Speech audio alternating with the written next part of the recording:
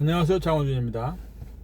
모든 녹음의 기본 원칙 가운데 중요한 것은 녹음하는 그 소스의 다이나믹을 듣는 사람의 다이나믹 기준에 얼만큼 맞출 수 있느냐인 것 같아요. 원음 그대로. 그래서 원음에서의 다이나믹의 변화들, 그러니까 이제 적은 볼륨에서부터 큰 볼륨까지 다양하게 음악이라는 그 언어로 표현되는 볼륨의 변화가 당연히 그것이 음악에 중요한 역할을 하는 것은 맞습니다. 그리고 우리가 이제 어렵게 말하는 엔벨로프라는 것도 시간에 의한 레벨의 변화니까, 분명히 이제 그 양의 변화라는 것이 엄청나게 중요한 것이라는 것 이제 우리가 압니다. 근데 이제 이것이 실제 이제 음원화해서 듣는 사람들의 이제 청취를 하는 레벨에 있어서 기준을 볼 때에는 이제 실제적으로 그냥 그 원래 음을 만들어내는 연주자나 보컬의 다이나믹 레인지를 그대로 구현하기가 어려워요. 그러니까 그대로 구현하면은 이제 듣는 사람 입장에서는 이제 볼륨을 막 이렇게 만져야 될 경우가 많다고. 그러니까 너무 클 수도 있으니까. 기본적으로 보컬이 만약에 40dB SPL의 그러니까 소프트하고 라우드한, 그러니까 이제 작은 데서 큰 데까지의 40dB SPL의 다이나믹 레인지를 그걸 표현을 하는 것을 우리가 그걸 완벽하게 소화를 해서 원음 그대로 다이나믹 레인지를 표현한다라면은 그럼 피크 기준점으로 볼 때 우리가 일반적인 이제 dBFS로 말하는, 그러면 0dBFS에서 마이너스 40dBFS의 작은 볼륨부터 시작되는 것들을 이제 소화를 해 나갈 텐데, 그래서 이제 음원을 믹스를 하면, 그러니까 톤 프로세싱을 해서 이제 그것을 음원으로 만들어냈을 때에 그거를 다른 음원을 듣던 사람들이 그 다이내믹 레인지를 이렇게 소화를 한다라는 게 이게 쉽지 않다는 얘기죠. 왜 그러냐면은 기본적으로 우리가 이제 그 LUFS로 말하는 그 음원의 평균값과 피크의 그 범위를 대부분 마이너스 14, 마이너스 11 이렇게 잡고 있는데, 그걸 마이너스 40까지 생각하거나 마이너스 30까지 생각한다라면은 클라이막스 때는 똑같을 수 있겠지만 작은 볼륨에서는 잘 안 들리게 된다고. 볼륨을 키워야지 이제 듣는 사람들이.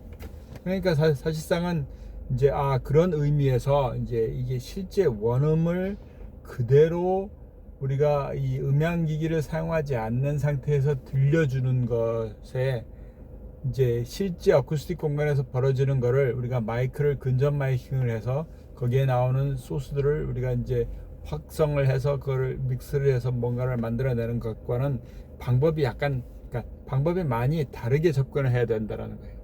그래서 실제로 이제 성악을 전공하신 분들, 성악에서 그냥 무대에서 노래를 하는 것에만 적응하다가 녹음을 처음 해보시는 분들이 이제 녹음실 와서 적응을 잘 못하시는 경우가 많아요. 본인의 목소리가 녹음된 것들을 이렇게 듣는 데에서의 어색함도 있지만, 다이나믹이라는 것을 그냥 일반 공연하는 그 다이나믹 레인지를 다 표시하면 어렵다고. 그러니까 이제 그렇기 때문에 실제 이제 레코딩에서 우리가 컴프레서나 이런 장비들을 쓰는 이유도 이제 그 다이나믹 레인지를 일단 좀 일반적인 사람들이 일반적인 상황에서 컨트롤할 수 있는 범위 가운데로 줄이기 위해서 이제 많이 활용을 합니다. 그래서 그런 의미에서 이제 고민을 좀 해봐야 되는 거예요. 그리고 근접 효과라는 것이 있으니까 이제 우리가 그 근접 마이킹에서 우리가 이제 마이크를 더 가까이 대면 저음이 늘어나는 부분이 있죠. 그리고 또 역제곱의 법칙에 의해서 이제 거리가 2배가 늘면 6dB씩 음압이 떨어집니다. 그러니까 그 부분도 고려해야 되는 거고. 근데 이제 그것을 잘 생각해서 이제 우리가 마이킹을 어떤 마이크를 어디에다 댈 것인지, 그 다음에 어떤 마이크를 사용할 것인지, 마이크 프리에서 얼만큼의 감도를 우리가 가지거나 아니면 유지하게 만들 것인지, 그런 부분들이 다 복잡하게 고려를 해야 된다는 거예요. 그러니까 그 복잡함을 모르시는 일반 뮤지션들이 녹음하는 데 있어서 그냥 단순하게 개인 키워서 뭔가를 하는 것과 실제 녹음실에서 음향 감독, 레코딩 엔지니어들이 하는 것에서의 실질적인 사운드의 퀄리티가 다른 점이 바로 이런 복잡함들을 이해하는 것과 이해 못하는 것의 차이가 있다고 봐요. 그러니까 이제 여러분들이 보컬을 녹음할 때 마이크에 얼만큼 내가 근접해서 녹음을 해야 되는 것인가.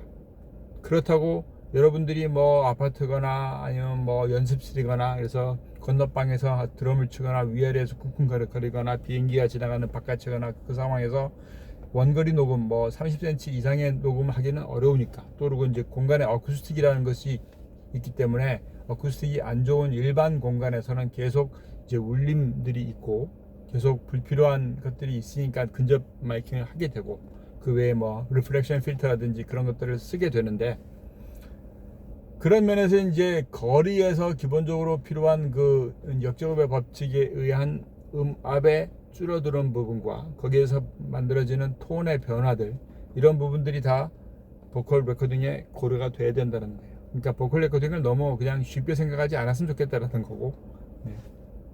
거기에서 필요한 아웃보드들을 뭐 엔지니어들은 자유자재로 쓸 수 있습니다만, 그 부분들을 오늘 아까 말씀드린 대로 그냥 무조건 있어야 되는 것 같이 해서 구매를 하고 써보니까 잘 모르겠고, 그러는 오류는 하지 마시길 바랍니다.